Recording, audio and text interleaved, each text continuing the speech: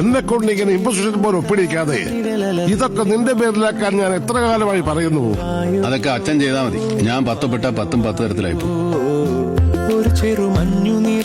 എന്റെ ബിസിനസ് എല്ലാം പൊളിഞ്ഞ് കടക്കാരെല്ലാം കൂടി എന്റെ വീട്ടിൽ മുമ്പിൽ നിന്ന് ബഹളം വയ്ക്കുന്നത് ഫേസ് ചെയ്യാൻ ധൈര്യമില്ലാത്തതുകൊണ്ട് ഞാനും അവന്റെ അമ്മയും കൂടി ആത്മഹത്യക്ക് ഒരുങ്ങി. എന്റെ കയ്യിലുണ്ടായിരുന്ന കുറച്ച് പണം ഞാൻ അവന്റെ കൊടുത്തിട്ട് എങ്ങോട്ടെങ്കിലും രക്ഷപ്പെട്ടോളാൻ പറഞ്ഞു. പക്ഷേ അവൻ പോയില്ലെന്ന് മാത്രമല്ല, ആ രാത്രി മുഴുവൻ അവൻ ഞങ്ങൾക്ക് കാവലിരുന്നു. നേരം പുലർത്തപ്പോ എന്നെ കൂട്ടി അവൻ എല്ലാ കടക്കാരുടെയും മുന്നിൽ പോയി അവധി മേടിച്ചു. ഞാൻ കൊടുത്ത ആ ചെറിയ തുകയുമായി അവൻ മാർക്കറ്റിലേക്ക് ഇറങ്ങി. പിന്നൊരു യുദ്ധമായിരുന്നു. അവൻ സമ്പാദിച്ചു, ഞാൻ നഷ്ടപ്പെടുത്തിയതിനും അപ്പുറത്ത് എന്റെ അപ്പനപ്പന്മാർ സമ്പാദിച്ചതിന് എത്രയോ മടങ്ങ്. പക്ഷേ അവന്റെ പേരിൽ ഒരു സ്ഥാപനം പോലുമില്ല. എല്ലാം എന്റെ പേരില. അവന്റെ പേരിലേക്ക് മാറ്റാതിരിക്കാൻ അവൻ പറയുന്ന ന്യായം അവൻ 10 ഒപ്പിട്ടാൽ 10 തരത്തിലായി പോകുമെന്ന. എന്റെ മോൻ അവാർഡ് വാങ്ങിക്കുന്നത് കാണേണ്ടത് ഡ്രൈവർ സ്റ്റിൻസ്ലാവോസ് അല്ല, ഞാനാണ്. അച്ഛനല്ലേ പറഞ്ഞത് ഈ വെക്കേഷൻ മുഴുവൻ ഞാൻ അവനോട് കാണുമെന്ന്. പിന്നെ ഇതിനിപ്പോ മാറ്റി പറയുന്നത്?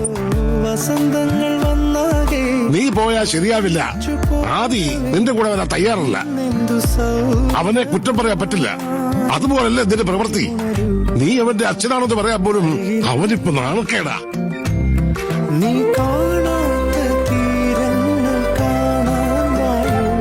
നിന്നെ പ്രസവിച്ച് 2 വർഷം കഴിഞ്ഞപ്പോൾ അവള് പോയി. പിന്നെ നിന്നെ വളർത്തിയത് നിന്റെ മുത്തശ്ശിയാ. നിനക്ക് 6 വയസ്സുള്ളപ്പോ അവളും നമ്മളെ വിട്ടുപോയി. അവന്റെ മടിയിൽ കിടന്നാ 2 പേരും മരിച്ചത്.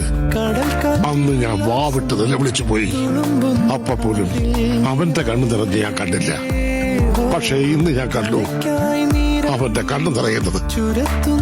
അവൻ നിന്റെ അച്ഛനാണെന്ന് പറയാൻ നിനക്ക് നാണക്കേടാണെന്ന് ഞാൻ പറഞ്ഞപ്പോ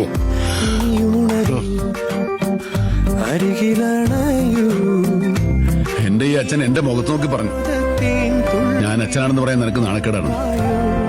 പക്ഷെ നീ എനിക്ക് അഭിമാനമാണ്. നീ നിന്റെ അമ്മയുടെ സ്നേഹം അനുഭവിച്ചിട്ടില്ല, ഞാൻ അനുഭവിച്ചിട്ടുണ്ട്. അതിന്റെ 1% പോലും ഞാൻ അവൾക്ക് തിരിച്ചു കൊടുത്തിട്ടില്ല. എന്നിട്ടും അവൾ എന്നെ സ്നേഹിച്ചു. അവൾക്ക് കുട്ടികളുണ്ടാകാൻ പാടില്ലെന്ന് ഡോക്ടർമാര് പറഞ്ഞാ അവളത് മറച്ചു വെച്ചു.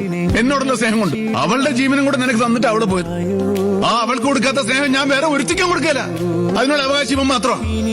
അവൻ എന്നെ അച്ഛനെന്ന് വിളിക്കാൻ നാണക്കേടാണെങ്കിൽ വിളിക്കണ്ട. എന്ന് വെച്ച് മകനല്ലാതാകുമൊന്നുമില്ലല്ലോ.